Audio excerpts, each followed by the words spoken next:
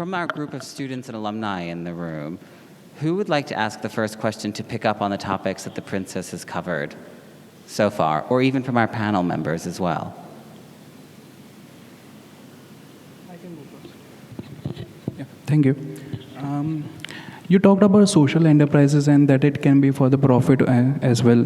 And you coming from the royal family, it's always about the community welfare and to uplift the people of your uplift the people of Mewar. And I think I'm sorry. No, please take your time. Think through the question. Yeah. So previously in ancient times, it's always about the kingdom taking care of the people, uplifting them and everything. And now it's, as you said, it's about the corporates and it's in the responsibilities of the people who are in the power or who make money and everything. Being you running a private equity firm and taking care of your family office, how do you take care that the ethos of your Asian people, like taking care of the community, taking care of your community and everything. How do you take care of the social responsibility of the people through your investment, like through your investment office or the family office that you run? I think that's an excellent question, and I'm going to be so happy answering it. And in fact, if I go on too long, you can tell me to stop. So let me start by giving you a bit of context. You know, everybody has this preconceived notion of royal families, right? And I really want to disabuse everybody from having this notion of a royal family. Royal families were nothing but first amongst equals, okay? We never, when I say we, I'm not talking about myself because I've just been immensely blessed to be born in this. I've done nothing to achieve the respect, adoration, or admiration of anybody until I earn it myself. So every morning I wake up wanting to earn that respect, not for me, but for my legacy, for what my ancestors did and achieved, right? That is the mindset they had as well back then, because they knew that if they did not have the love, respect, and reverence of their people, but for the right reasons, not by demanding it, by being first amongst equals, by making sure that they're about the people, because whatever you have it because people let you have it, okay? And that is where everything started to, I guess, unravel, when even royal families forgot that. And I will be the first to admit that mistakes have been made across many dynasties, right? And it all began with I guess, again, losing a sense of emotional and social consciousness, right? Which is, I think, critical, which was critical back then, and it's even more critical today. Now, to answer your question, and I'll try and make it quick, social responsibility can be tied into pragmatism and economics seamlessly, and that is what I've done. I've been a pragmatist my entire life. I am not some, jhola-toting NGO philanthropist, okay? And for the Australians who don't know what that is, I will explain later, okay? I'm a pragmatist first. I understand what economic wellness means, and I know it firsthand because our families lost everything, right? When the government reneged on their privy purse promises, none of us were used to working, especially not my ancestors and predecessors. They didn't know, they weren't entrepreneurs. They didn't know how to start a business, let alone run one, okay? And when it came down, everything being taken from being at the pinnacle of power, wealth, influence, and the center of the world to being absolutely marginalized in every possible way. That's a great downfall for any human being, forget about whether you're a royal family member or not. So pragmatism is something that needs to be inbuilt in everything we do. But what I'm advocating today is that while we can be pragmatic and we can be capitalist, which I am, right, we can also be socially responsible. How? Every time I make an investment or make an acquisition across my private equity platform, across our family offices, I will let go, if I have to, say 2 bips, 5 bips, 1% of economic return so that I can build something which is a not-for-profit and tie it into my investment in that area. So to explain that in a little bit more of a clearer way, if I invest in a warehouse or a manufacturing facility, okay, just to keep it basic, I don't do that generally, but the point is if I was to do that, what we will do is we will go in and say, okay, this is our year-on-year, return. However, I will let go of 2%. If and in our term sheet, we mandate this, it's compulsory, they have to abide to it, that whatever we relinquish in terms of our earnings and our economic return has to be reinvested or has to be invested in building schools, better sanitation, healthcare, making sure there's a doctor in that particular rural area. Usually manufacturing facilities are in rural areas. And that funds the let's say the CSR aspect of it. So I'm not even taking your CSR allocation from you. It's not entirely a philanthropic endeavor either. I have to make sure my portfolio does well and that investment does well at any given point in time for me to make sure that I can sustain the philanthropic end. So that is what I mean, that you can tie in pragmatism and social responsibility. When it comes to social enterprise, that's not philanthropic at all. That is a for-profit industry. That is creating a circular economy, be it through renewable energy, through recycling, through creating a product that actually is part of the circular economy, that's making you an economic return, but is also creating a better space in the world for itself and as a benefit to the people.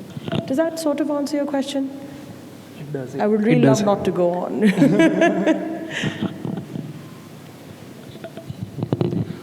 Were there any questions from our audience?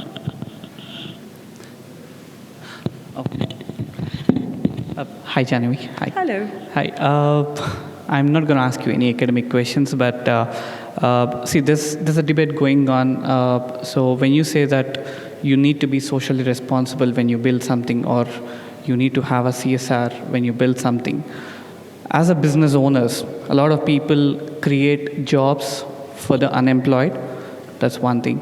And at the debate, a lot of business owners debate that when you create an employment for the unemployed or for underly societal people, isn't that a part of socially responsible thing? Isn't that rationalization? Yep. So my next question to you is, when you say that's rationalized, so when you want everyone to be involved in the social enterprise concept or build a social CSR activity, where do they have to start with? As a young entrepreneurs, as young students, what is the first step they have to start with? So I'm not saying everybody has to be a social entrepreneur. What I'm saying is social enterprise is a blossoming sector. In fact, I wouldn't even say it's blossoming anymore if it's generating 200 trillion in revenue on an annual basis, right? I think it's pretty much well blossomed, right? But I'm saying that please consider educating yourselves in social enterprise. You could actually be the managing director of a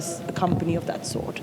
You could be a middle management employee. You don't all have to be entrepreneurs, but excel in the fact and think about social enterprise as a way forward. Now, for example, there's a company that takes plastic, right? And they repurpose it and are turning it into bags. And the bags are fantastic. I have one, okay? So if I'm willing to carry one, but then again, I'm not very brand conscious, many people today are, but the point is that it is something that is that will sell, that will be used, right? Another simple example of that would be, look at the garbage crisis and the waste management crisis in India right now. Are any of you thinking at your very seasoned stage of education or as professionals about creating a solution, which is a for-profit solution, but it will impact our world as well in a better way? This is what I mean when I talk about social enterprise. Thanks. Some really interesting context there, and I'm not actually going to ask a question. I'm just going to speak a little bit about the relevance of what you've said to our students. So we've got a group of students who are in very, very technology-focused careers, and I suspect many of them are saying, well, not sure where it fits. So you're starting out on your career. I'm going to give you a couple of little bits of history and then bring it all back together. Deakin started in 1974, so 50 years ago. That's probably about one working lifetime, pretty much, roughly. Technology point. In 1974, we saw the very, very beginning of general programmable computers. It was the very beginning. The context I'm making is if you could indeed buy something that had the computing power of your smartphone in your pocket in 1974, it would cost north of $1 billion US in 1974 dollars, let alone in 2024 dollars. So if you imagine your working lifetime, what technology that's currently billions to have an example of could be in just about everybody's pocket around the world. That is the power that education and innovation gives. But if you don't think about it with the context of how do we do that in a way that is sustainable and beneficial, you've got a problem. So that's my challenge back to you. My second point, and I won't talk for much longer, is how do we do this in a way that is socially responsible, that we harness the good that comes from everything that's going on, but not the harm? And what do I mean by that? Again, no apologies for being technology focused. 30 years ago, relevant for Deakin India, was pretty much the birth of the general internet. That has delivered the most extraordinarily good for humanity in terms of the democratization of knowledge, the ability for people in even the most remote, deprived communities to get access to services and resources that were undreamable of. But at the same time, it's produced the festering sewer that is much of social media out there at the moment. How do you start to shape all of this for good? And that is where this concept of social good comes in, because you're taking the best of what we've got, but putting a social lens on it. And I would argue, if you build your career, your companies around those, you can think about harnessing what might be possible, and it's truly extraordinary, but with a sense of democratizing knowledge that the internet has done, but not creating another festering sewer of social media out there. So I think there are some real technology focus that pick up your points as well there, which actually produce healthy, long-term sustainable companies. May I just say, I think Ian has put it so brilliantly well, and I think he's contextualized it. And I know he's very good at this because he did this last time as well. Ian was brilliant in the roundtable at putting all my abstract thoughts together and recapping the whole roundtable discussion. And thank you, Ian. Can I be your intern? Can I clerk at your office? Salary's terrible. Oh, that's all right. I think I'm past that stage now. But please, please pay note and heed to what Ian has just mentioned, because this is exactly the point I've been trying to get across. And in fact, I will even go a step further and say technology is perhaps going to be the most significant anchoring force in creating better business models, more social good, better social enterprise models than perhaps any traditional sector. In fact, traditional sectors are the ones that need technology to be revolutionized or, let's say, restructured and re-engineered into enterprises that fit the world today and adapt to the world that we are going to see in the coming decades. It is where technology sits today. It is the anchor. It is where it is a catalyst for change, for social good, and for bettering our world, even when it comes to something which would sound so remote otherwise, which is foreign policy.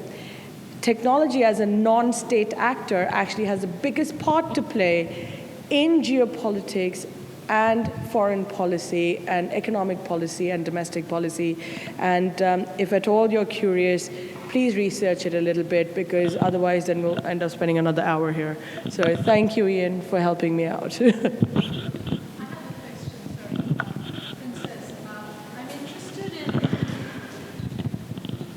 Thank you. I'm interested in your thoughts, being in a seat of power and being able to, I guess, have a thought process for this country. We have the CSR thing about the 2% of your profits. That's one part, and there is a lot of work happening. There is a lot of contribution happening. But how do you see that the change in the mindset of people in India towards, I guess, this emotional connection and the social good connection to society, for people that can make a difference? How do you see that sort of change over the last, say, 5 years? Is it rapid? Is it slow? What's your sense? You really had to ask me a controversial question, didn't you, Ravneet? I mean, we couldn't just keep it simple and happy, could we? Okay. I think the change is minimal. It's negligible. It's I have nothing good to say about the pace of change, and the reason I chose this conversation today, or this conversation topic today, is because, again, we need to start at the grassroots level. This can't start at, in fact, yes, it should certainly be encouraged at this level of education or this stage of education, but it has to start at the grassroots, at school. This has to become part of a holistic curriculum. Today, there is less love, kindness, compassion, and empathy in the world. There is less humanity. There is less emotional connection between parents and their kids, let alone anybody else. Our world is becoming more self-serving and self-absorbed as we speak. And this will not change until we change the way a child's mind and brain is conditioned, and that can only happen at the grassroots levels. And as far as, is there change? Yes, change is coming through, but we allowed the situation to become so dark. Again, I don't know whether I've already said this last time, because I just love this quote, and I came up with it all by myself, so I'm very proud of it. So dark, the con of man, it made you think of yourself more than others. That has become the world's culture today. And that is probably why 50% of the students were half asleep when I was talking, because they're just not interested. And it's not their fault. It's because they have not been, they've not been taught to resonate and connect with this sort of thought process. So today, when somebody talks along these lines, their interest level is probably -1, right? I don't know whether that answers your question, but that's just my little bit of a rant on it. And I've got, very echoey.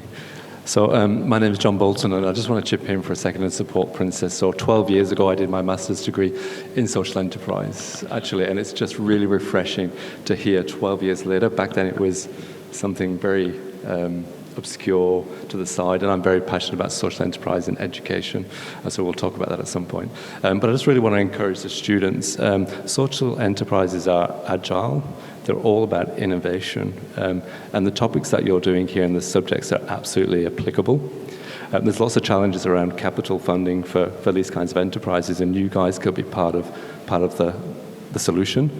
The societal problems that we're seeing through COVID, coming out of COVID and before COVID, are just increasing. So the need and desire for social enterprises are absolutely imperative now, and will be more into the future. So please, I'm just really supporting what you're saying, but I'm just grinning ear to ear to finally hear someone talk passionately about this topic.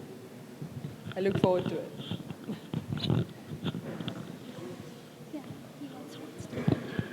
Hi, good afternoon. My name is Professor Rajiv Sharma. I'm the head of the Department of Information Systems and Business Analytics. And in defense of the students, the half-asleep students, may I say that when I interacted with them at the orientation week, I asked how many of them are interested in having a startup at the end of this program, and about a third of the students raised their hands. Then I talked about some very basic issues around the world, around water, carbon, and I can tell you we had a very animated discussion in the class. So can I invite you that in week 2 or 3 of the next trimester, we hold a Shark Tank in which you are one of the sharks and the students pitch a social enterprise to you. I would, if my schedule allows, I will come and participate, but as long as you don't call me a shark. Can you call me like, Baloo the bear or something, I'll be Absolutely, happy. whatever you prefer. So we will schedule it at your convenience. I'm sure we'll find some time suitable for the students and for you, and I will put it on my to-do list. So Thank you. Thank you very much. Very kind, thank you.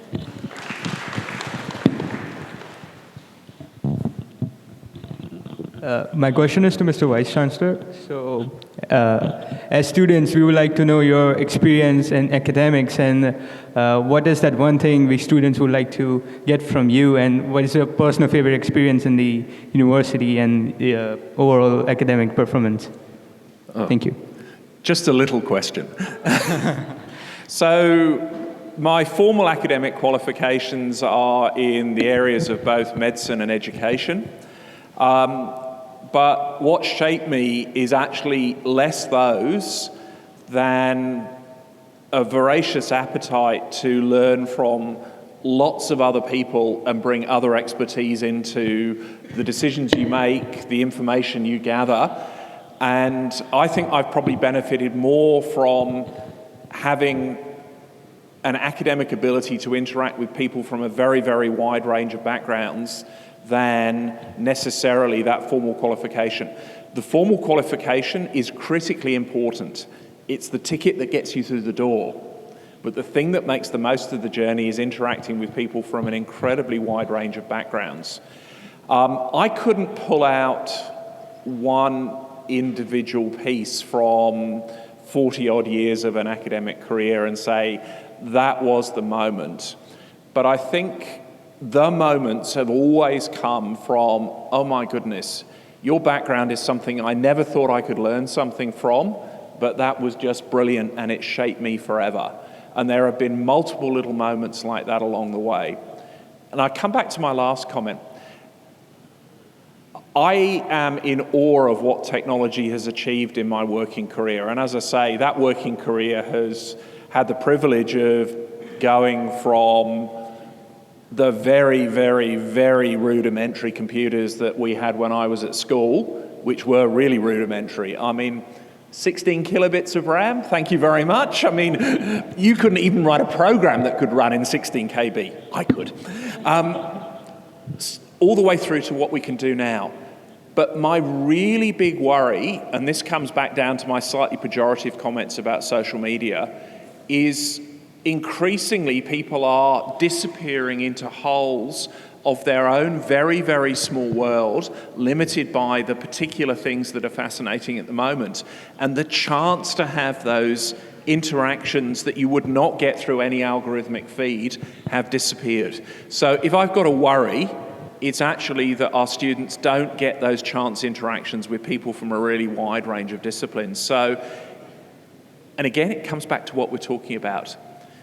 The best companies bring together people who've got really great solutions and people who've got almost insurmountable problems. And they suddenly find the two work together. So for your careers, your task is to bring your solutions together with insurmountable problems to create that unique technological solution. And that will require you to operate outside your comfort zone. So if I can leave you with one message, it is forever push yourself outside of your intellectual comfort zone, because you will get so much benefit from that in ways that might not be relevant now, but you'll look back in 20 years and think, that changed me. Yeah, hi. My name is Arzan, and my question is for you. So we were talking about socially, being socially very responsible. Yes, ma'am. Socially responsible in everything, and talking about startups, ma'am, you are one of the best entrepreneur we have. And ma'am, there are certain conditions where we can either go the sociable way or we can go to the profitable way. So like in those conditions, what are we supposed to do? Like what would you do? I'm sorry, can I have your name, please? Arzan Kerawala. Arzan. Yeah. Okay. Arzan, this is why I pointed out that you were giggling too much while I was speaking.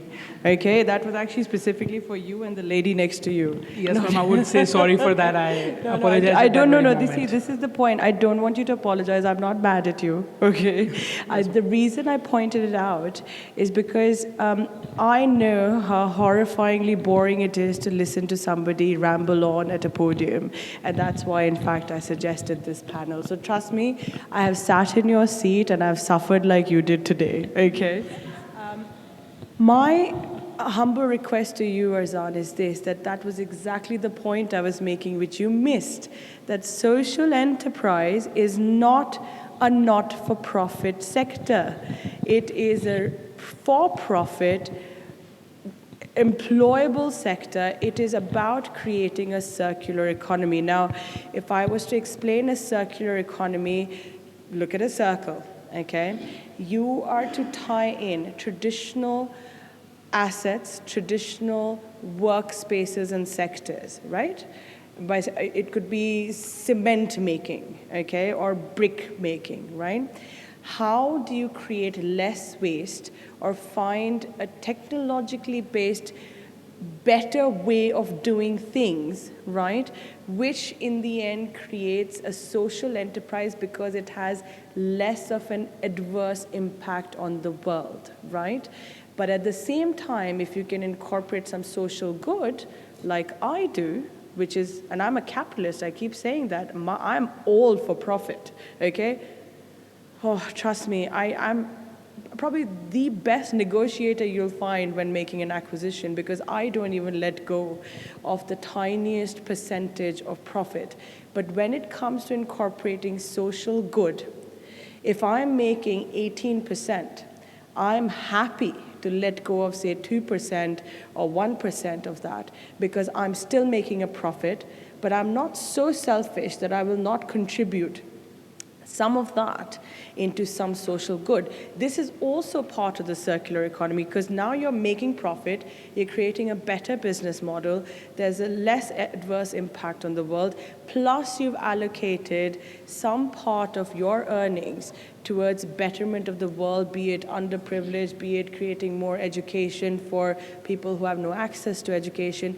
This is all something that is going to still make you money, right? So next time, pay a little bit more attention. No giggling with the cute girl next to you, okay? All right. Well, good afternoon, esteemed guests, faculty, parents, students.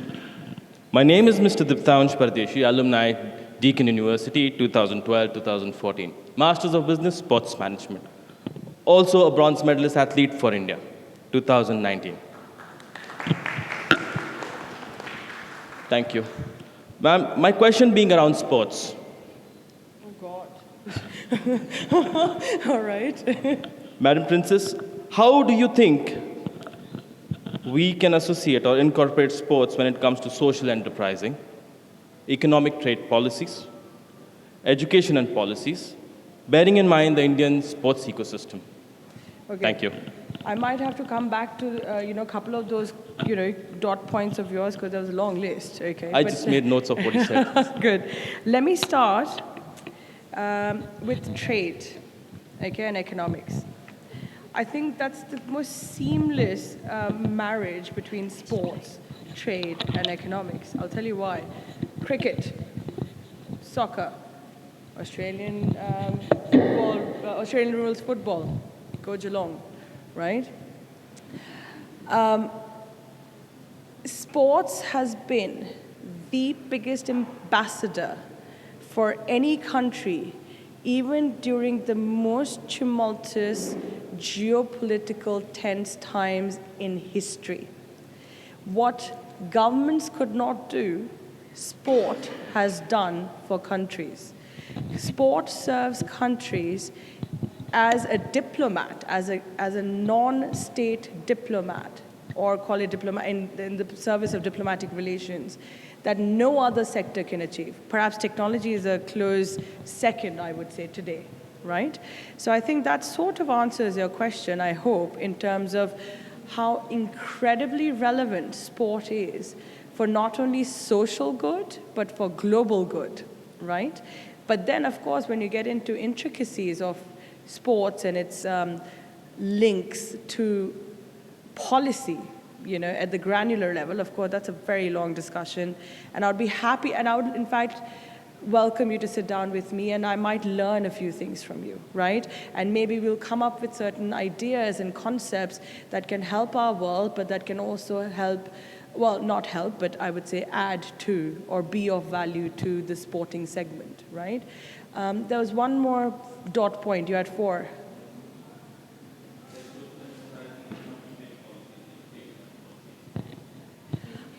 Yeah, education. Well, that's a question for, I'm not an education. I think it builds on your answer, which is sport builds bridges between nations better than almost anything else. And I think that actually it provides a common language for students from around the world to join together around. It provides natural bridges and introductions. But also there's some very practical things around education. Sports-related careers are far, far broader than simply what happens on the playing field. There are 50, 100 people behind the playing field supporting it, and I think there's a large part of education around doing that. I'm going to leave you with one other point, though, and that comes back to the corporate social responsibility. Sport is now a hugely lucrative global big business. Where those global big businesses have fallen over is not because of the attraction of support, but it's where the governing bodies, the boards that sit behind them, have forgotten what sits at the heart of their sport and have put profit above long-term sustainability, and they have fallen over, and there are many, many, many global examples of that. So, lesson is, long-term sustainability of a company and endeavour and activity relies not just on a great share price, but having the right ethical framework around what is long-term sustainability. So I think there are lots of lessons from sport and to sport. Yes, we don't have time. We only have time for one more question, and I actually want to ask my panelist here to the left, one of our Deakin Alumni Award winners. Given your work in sort of reputation and brand management, I'm curious if there was anything that you wanted to add to the notion of the importance of sport, for example, as a diplomatic player.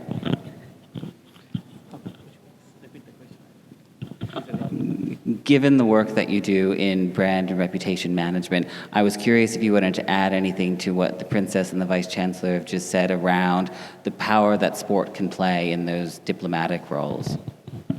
Well, I am not as much experienced as her, but if I have to say that sports, in terms of brand and reputation, I would echo what Princess Jahnavi said. Sports is one of the very important factors to any country, I would say.